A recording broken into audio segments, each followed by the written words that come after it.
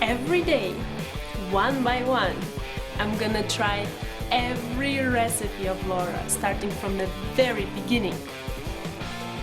Come, join me on my challenge. Let's go! Hi everyone! My name is Ruta and welcome to the 241st day of my challenge where, excuse the wearing of the dorcas here, but of course on the day I decide to come back to my challenge and start filming again. And this is the day, by the way, I do realize that I most probably will have some other video up before this one, just because I am kind of supposed to now film the best of the best, like recipe review video, but as I've been so long away for so long, I missed the food part so much that I've decided to actually start with this kind of video first. So of course, on a day when I decide to come back, my heater breaks and it's like -6 outside. And it broke in the morning, so a few hours ago. It's so cold. So unless you want to hear my teeth chatter, this and how to call it in Lithuanian we say like the, how to translate that? It's so funny. Like the shout of the fashion, which makes no sense in English. Basically what I'm trying to say that, you know, I'm so fashionable right now, so you'll have to deal with that today.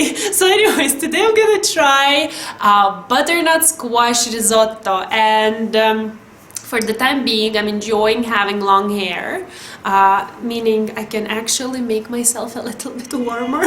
I will tie it once I start cooking, of course.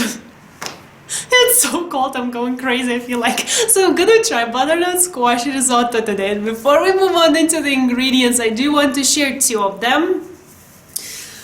Oh, the first one is the white wine. So as I am currently, as you can see if you've been watching me for some time, back to Iran, I will not be using wine, just because Iran has a dry law, which I'm obliging to. So I'm gonna be substituting a white wine with the same exact amount of chicken stock. I will be using chicken stock anyway, so I'll just increase the amount.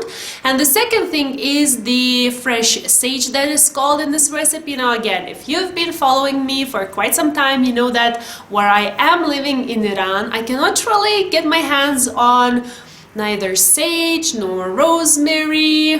What was the other? Thyme. Cannot find them. I sometimes smuggle them into the country from some other country.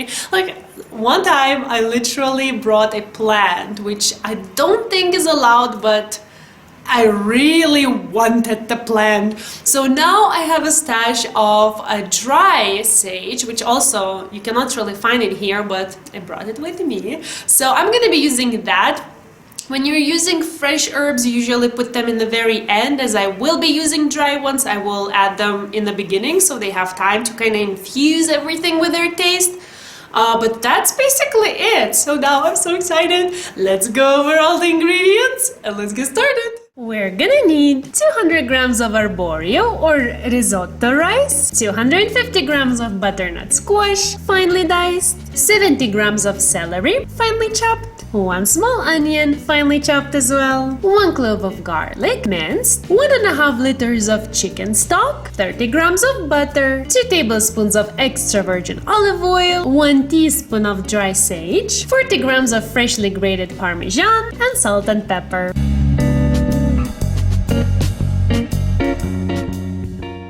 First thing I did was I put my chicken broth there on the burner. I'm bringing it to boil, and once it's boiling I'm going to reduce the heat to as low as it goes, because I don't want it to be boiling so that it wouldn't reduce. I just want it to be simmering, i.e. really hot.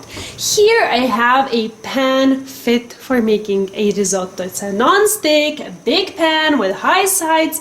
You never want to try make risotto in something like this, like a pot, because it does need space to move it around. That's how you get the creamy texture.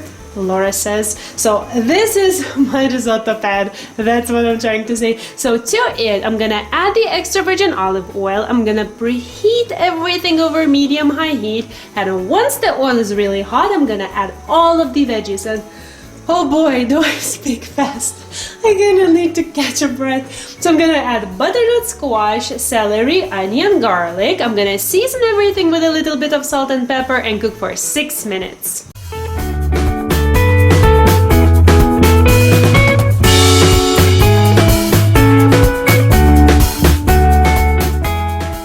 Perfect. Now I'm gonna add in, that was so loud.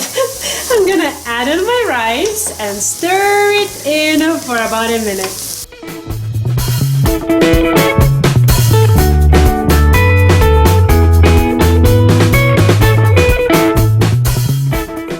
Okay, and now let's have an agreement, shall we? Let's pretend that this ladleful is my white wine. A little bit less, just because it was, if I remember correctly, around 1 cup of white wine. So you add it in, and now we will cook it for a couple of minutes.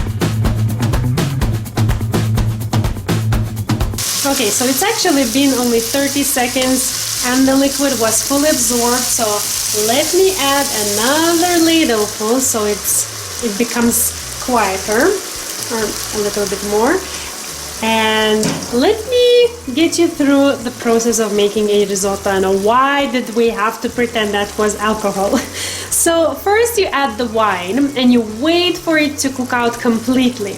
Once that's done, you start the game called Let's Make a Risotto, which basically means you are adding a ladleful of chicken broth at a time, stirring it constantly, waiting it for it to be fully absorbed, and only then do you add the next ladleful. And this game continues for about 22 minutes. So this way, pretending it was the first wine ladleful, it was easier to explain the process, but basically that's all there is. Adding a ladleful of chicken broth and stirring, adding and stirring. And as you can see, while I was speaking, it kind of got absorbed.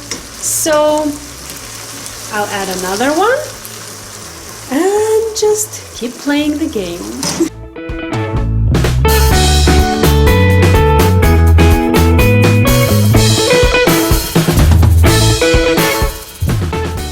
Oh boy, halfway through I remembered that my sage is dry, so I should definitely add it in right now. I should have added actually with the first ladleful of chicken broth, just so that my sage has enough time to infuse everything with its taste.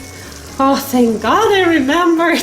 Okay, sage in, and I'll just continue.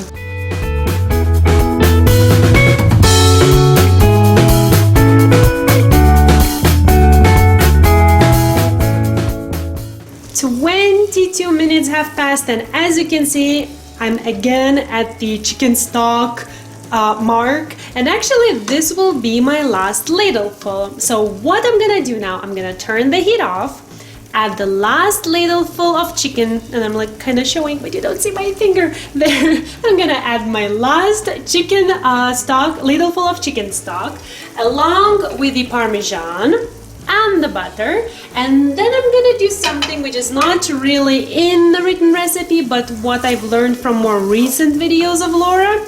That is, after putting everything in, I'm gonna cover it with a lid, with the heat off, and let it be for 5 minutes. Then I'll just mix everything together, and that's it.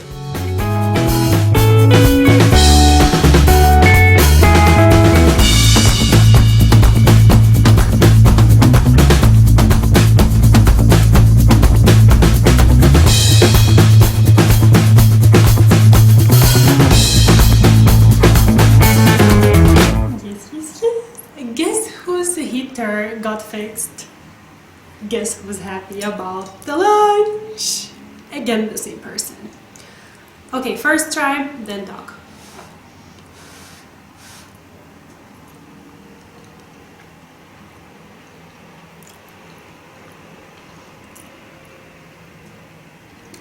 I was testing whether I can I actually taste the celery because I'm not the hugest fan of it. So while I do like it in soups because it kind of just melts into the whole thing, sometimes I don't particularly enjoy it just because I can taste it too much. So let me take another bite. I will taste it for you because I do know there are people who don't like celery as well. So far, didn't feel, and it was so good.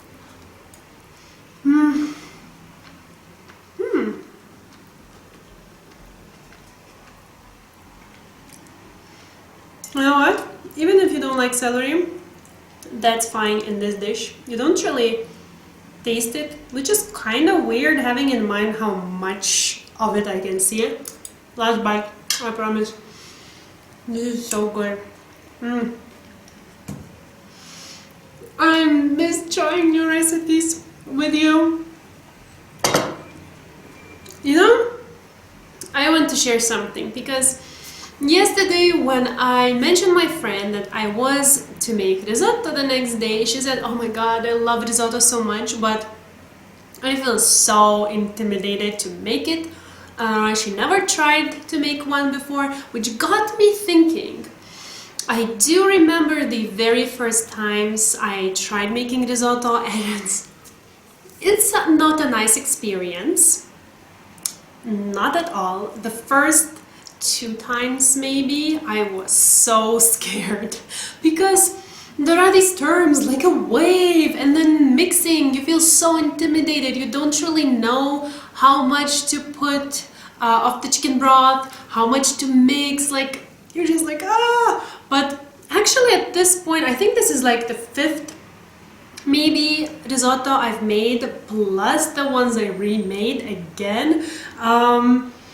It kind of made me feel comfortable with making it, and I thought, it's so hard to see it and like talk. And I thought, you know what, I could totally share some tips with you. I feel I am at this place already where, starting from the total beginner who's never ever made risotto in her life before, and now at this point where I'm actually like, okay, I'm comfortable and I'm even kind of like, I don't know, relaxing while making it. I do have some tips I could share if you're interested. So first of all, you do have to give like 2-3 times for it to sink in, just to feel comfortable making it, because in the very beginning definitely you do feel quite intimidated, and with that I would say don't really look at the recipe too much. I mean, the part where you start adding the broth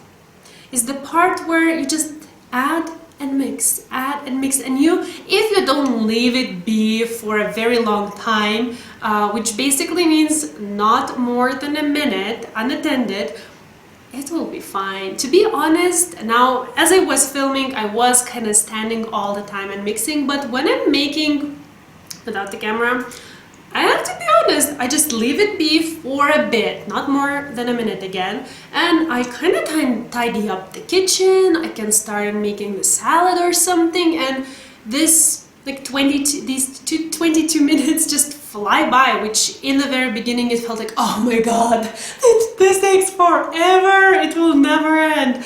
And you always have some chicken broth left, which don't discard that, leave it in another container, which helps to kind of next time to reheat it a bit. Also you can use water of course, but I mean, why waste a good thing?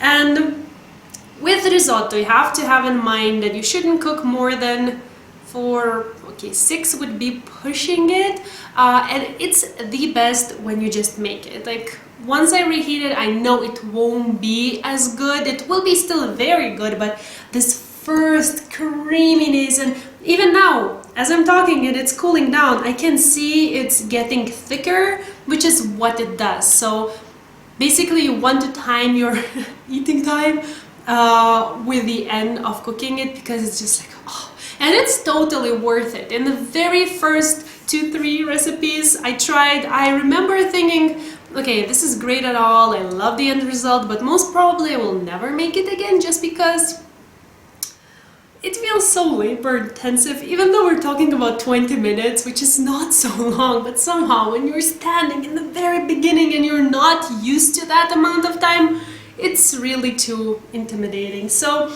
anyways, these are some tips from the top of my head I wanted to share, which kind of makes me think maybe I should make like a series on my channel where I could share some tips I learned along the way, because as you know, and if you don't, I started from zero. I started cooking, I learned how to cook. I couldn't say I'm like a good cook.